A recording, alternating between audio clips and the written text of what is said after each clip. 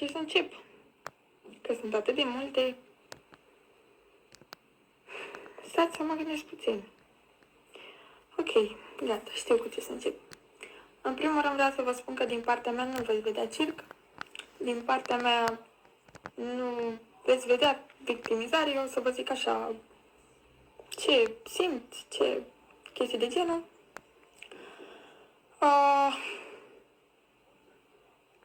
Doamne, nici chiar n-am cuvinte, nici nu știu ce să zic acum, decât că oamenii apropiați mie știu prin ce am trecut, adică oamenii cărora am simțit să mă deschid,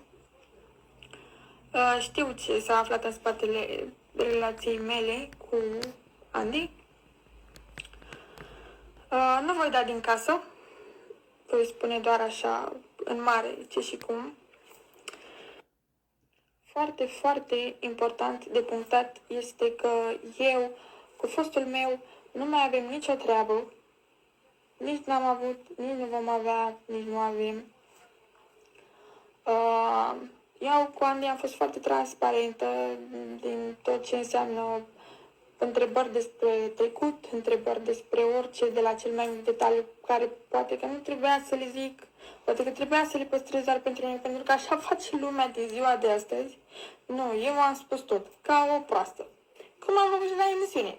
Deci parcă nu am păstrat nimic pentru mine, pentru... În fine. Deci, ca să fie un subiect închis, eu am terminat cu fostul meu. Nu mai... Deci nu vreau, nici n-aș vrea, nici nu mi-aș dori. Pur și simplu este o poveste încheiată.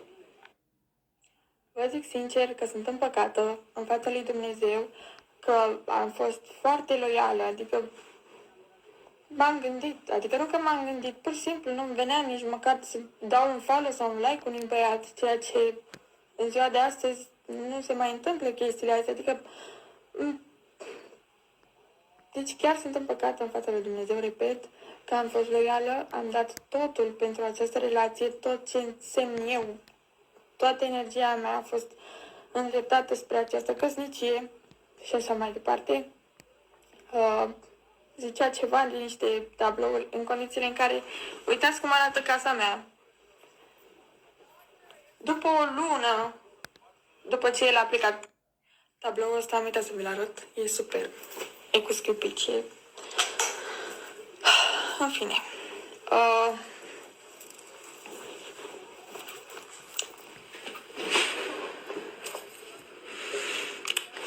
Dacă tu simți nevoia să arunci cu noroi ca să treci mai repede peste sau ca să te simți validare din partea oamenilor, fă. Vindecă-te. Nu știu, lucrează la tine cum știi tu să lucrezi la tine. Pune-te pe primul loc cum știi tu să te pui pe primul loc. În ciuda la tot ce s-a întâmplat între noi, eu ție doresc tot binele din lume, nu o să te denigrezi. Ce pot să zic? A fost o relație în care ai plecat, iar ai venit, iar hai să mai încercăm o dată, încă o dată și încă o dată. Știi, îmi pare rău, dar de fapt nu mai îmi pare rău, dar am greșit, dar n-am greșit, că și tu ai greșit, că de fapt e așa, că e pe dincolo. Nu mai contează cine are dreptate, cine nu are dreptate. Ok, am înțeles, suferi și eu sufer, crede-mă, sufer foarte mult în interiorul meu. Pentru oamenii de acasă să zic că totul a început chiar de când am ieșit din emisiune, dar am încercat să mă mint că poate e normal, poate mi se pare, dar când am văzut că se acumulează mai multe și mai multe, să zic că la sfârșitul septembrie, începutul octombrie, am fost praf.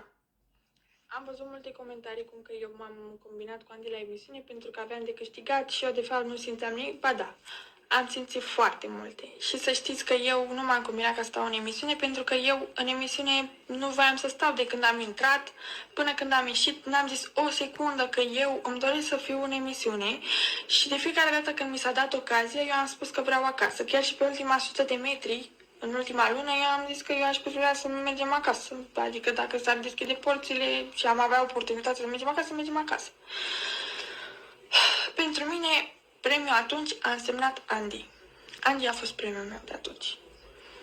Nu am avut niciun alt interes. Vă jur cu mâna pe inimă că tot ce am simțit acolo a fost real. Nu vreau să înțelegeți, experiența m-a ajutat foarte mult. Am fost poate chiar cea mai fericită. Deci, poate chiar cea mai fericită am fost acolo. Pot să zic.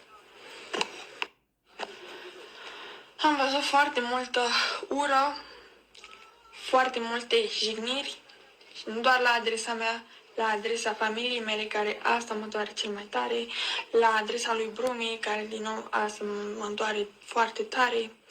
Până la urmă, gândiți-vă puțin la el. E o chestie atâta, o ființă atâta, o viață atâta, care nu vorbește, care doar respiră, mănâncă și nu face nimic altceva decât să fie lângă mine. E un cățel. Nici n-are cu ce să greșească cățelul ăsta. Nici n-are nicio vină, n-are niciun păcat. În mine aruncați cu noroi. Dacă pentru voi asta vă face să vă simțiți mai bine pe ziua de astăzi, înjurați-mă. Nu contează. Doar lăsați familia în pace, că familia mea nu s-a înscris la mine asta. Doar eu m-am înscris.